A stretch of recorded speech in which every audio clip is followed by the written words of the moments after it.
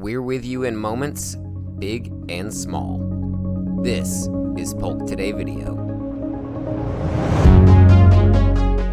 The Polk County Chamber of Commerce, with the help of the Polk County Republican Party and sponsor Advent Health Redmond, provided the opportunity for local residents to hear from candidates for the county commission races in the May 24th primaries on Tuesday, April 26, 2022. Candidates were given equal time to answer several questions posed by audience members, and those that weren't asked due to time constraints will be featured on polktoday.com after the questions have been forwarded to candidates via the chamber and written responses are sent onward to us for posting. Polk Today coverage of the candidate forum is being provided in several parts since each question was posed to every candidate without division by district, so as to be able to watch this nearly 2-hour-long session in easier to digest chunks, without any edits other than to add the watermark and this brief message at the beginning of each part. You can watch the other parts of the 2022 candidate forum in separate videos here on YouTube, Facebook, and polktoday.com. Coverage of the candidate forum is brought to you by Polk Today sponsors like Gammon, McFall, and Villarao, attorneys at law in Cedartown, the Development Authority of Polk County, and the City of Rockmart, who are celebrating Georgia Cities Week during their sesquicentennial year with an event coming up this Friday night, April 29th. Check out polktoday.com for more on that movie night fun ahead later this week in Rockmart. Don't forget to find additional coverage of the candidate forum on polktoday.com. All right. Y'all are doing good so far. Yeah. Who do y'all think's winning? Just kidding. Gary? I'm the only raised hand in the crowd. Oh, by the way, I wanted to remind y'all, Saturday, we're going to have a meet and greet for all the candidates. At the Sugar Grove, not Sugar Grove, is that what it's called? Sycamore Grove, behind the triangle. Y'all know where it is. It's 10 a.m. to 4. I can't make it. My little girl's birthday party. It's the 14th. It's the 14th. Just kidding, it's the 14th. I'll be there. Moving on. Glenn, are you ready? I think so after all that. We're starting with, they're laying into you, buddy. They are. Watch out for your my side, I'm just saying. Go ahead. I know, but you didn't answer. Yes, He started last time. Sorry. Forget what I said. Sorry. I thought it was real good, Hal. All right. They're videotaping. I'm just saying. Glenn, we'll start with Glenn. Question number 3. The children are our future. How are you going to support the organizations that they are trying to meet the needs of our children in the community outside of the school system programs? So outside of the school system programs, how are you going to support those organizations that are trying to meet the needs of our kids here in Polk County? That's a good question. I don't know who asked that one, but that's going to be a good one. Because I do a lot of work with children in the county, but it's usually through the school system. But I do have some relationships with some of the organizations out through the county, either through the church or Camp Antioch out there in Antioch. So I do support them both physically, mentally, and monetarily. So that's the best, I'm a server, and anything they need, they usually call, and I'm always right there. So that's it. Thank you. Ms. Linda? Well, of course, that's a very important question. Our children are our future. There's no doubt. And after school, there is a lot of organizations that we can get involved in. We've got a pastor right here that has an organization that she's working with children and working hard on it and doing a great job. And that's Reverend Simpson. We have the Mosaic Place back there that is helping people. We also have First Readers. It's a very important organization outside the school system. It's getting books to kids, which is very important. I at one time was a substitute teacher, so I know how important books and how important reading is to kids, but mostly getting involved with them. Find some children, get involved with them. They're looking for that. They're needing it bad. And we have a lot of organizations out there that we can get involved with the children. I used to be involved with a organization here with something like First Readers. It helped the adults as they were studying for their GED. We actually taught the children, gave them reading books and read them to them as they were very young. So, and we saw the curve. We had a grant for it. It was ICE, Accelerated, I believe it was children's. We got a grant for it, and I can't remember the name of it. Isn't that something? But once the grant, we had it for 5 years. We worked on it, and we saw a curve in some of the grades. The children were staying in. They were more excited about it. So that's so important, to get the kids involved, let them know you care about them, you wanna hear what they have to say, and there is organizations out there for these children. Barry, same question? Which was? Children are our future. How are you gonna support the organizations outside of the school system, the ones that help our kids here in the community? How are you going to support those organizations that basically try to help the needs of the children outside of the school system? Sure. Well, this is the Polk County Commission, so my encouragement would be to focus on ways that we can reach children that are in the county. And I think a lot about the summer break, and what are the opportunities for kids to, other counties have county parks. We've got, some pretty good stuff over in Rockmart, got good stuff in Cedartown. But I think we need to reflect a little more on the areas out in the county and what those needs might be. And just think outside the box in ways that the county might could step up and either directly provide some of those programs or work with other groups to do so. And we got the Boys and Girls Club in Cedartown. I know they run a bus where they bring kids in. My kids went there when they were little, and I'm very thankful for that. But I think it's about time to think outside the box a little bit and see what we might could consider. I volunteered several summers with a small group over in Rockmart where we did summer sessions for kids out of school through several churches that got together.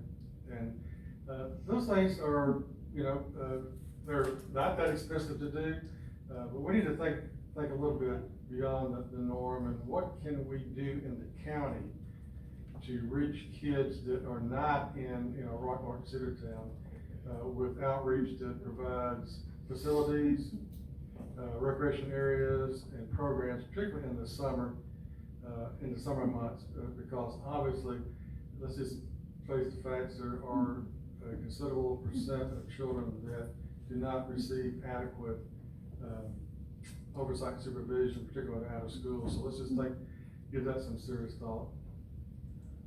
All right, James, same question. One of the things that I've been involved in for several years now is the Rockmart Cultural Arts Center and the program for arts over there. My wife and I have done some volunteer work, and we financially supported it. Polk County government, as far as being the commissioner, you can cross-purpose finances with the school board in certain areas. Like if you have a joint project, say you wanted to build a school youth center, but it had uses for other county functions. Working to take and integrate that with areas of public support like Mosaic or One Norfolk or Jason Slaughter's new child grants that he's coming up with out there, to provide access to these organizations and to the school for after-school programs. And another thing we need to look at is this county's population's changing its demographic, not just the normal citizen, but we have a Latino population that's growing in here. And we're gonna have to look for at the public libraries, at the school libraries, linguistics programs, possibly to help them with the English transition from the native language. Things like that are what we're gonna need to do to get our children supported in here. Working with the police departments to try to bridge the gap between communication with the students, the teachers, and law enforcement. Firefighters coming out, visiting the kids, educating them on fire safety. Things that we used to do, we need to do more of now. All right, how they doing back there, Lydia? Good. Doing good, all right. Mr. Gary, Thank you. same question? Children, little brats. That's the correct answer. Yeah, I'm just kidding. You know, if it wasn't for children, I probably wouldn't even be in business now. To cut my mic off.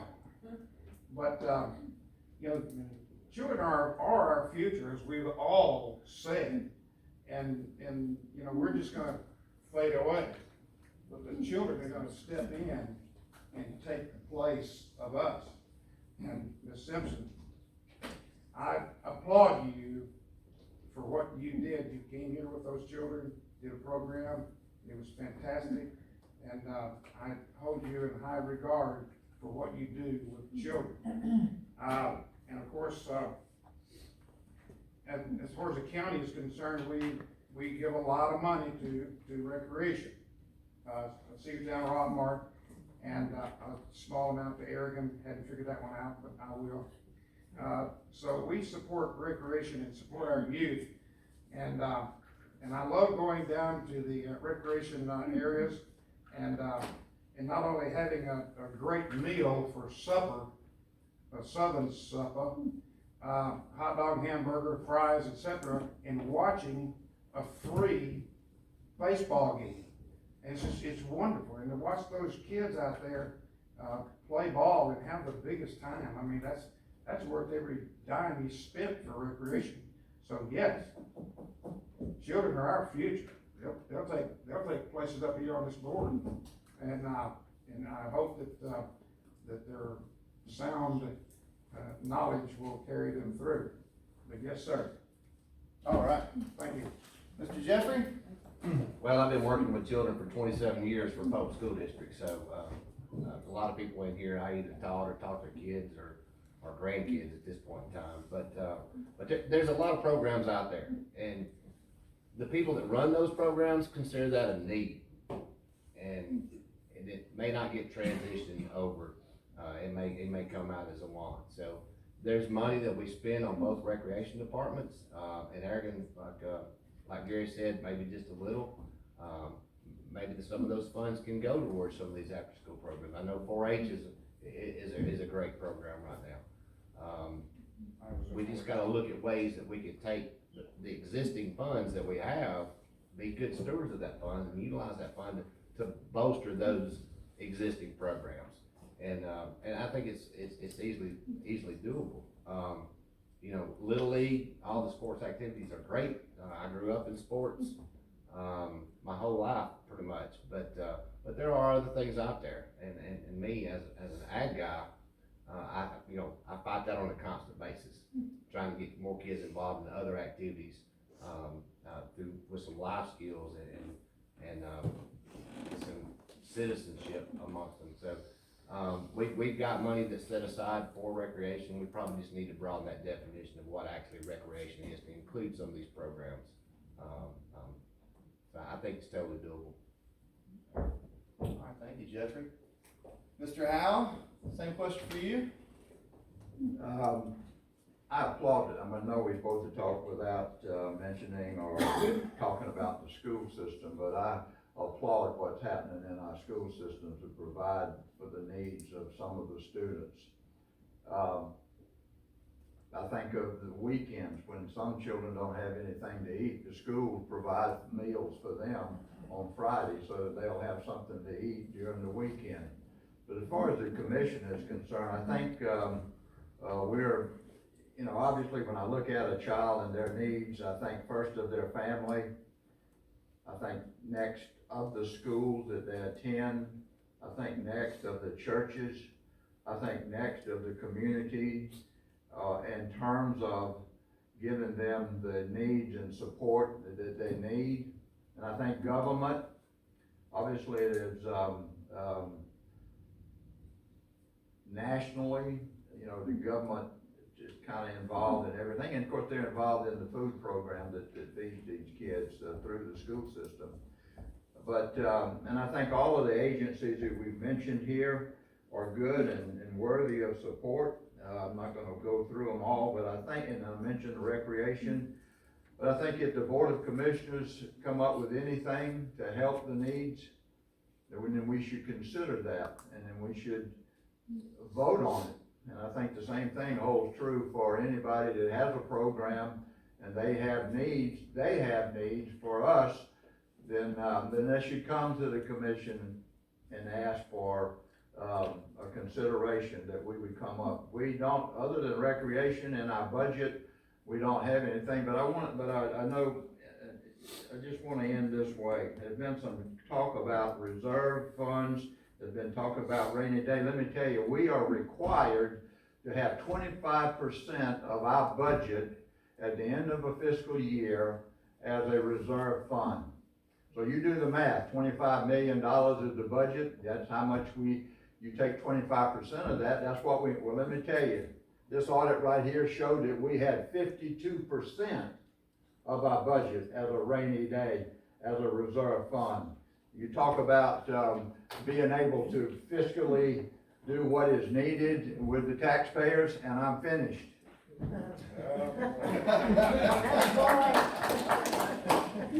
Good job, Al. So you have 30 more seconds once I raise my hand. The ones on TV don't stop, they keep going, I'll remember that, Lydia. Hey there, folks. I'm Kevin, the editor. Thanks for tuning in to Polk Today's YouTube channel. Do us a favor and give this video a like. And if you really want more free local news and sports content, hit the subscribe button and the bell icon to be notified when we have new content available. So if you could just go ahead and hit those buttons, that'd be great. Thanks.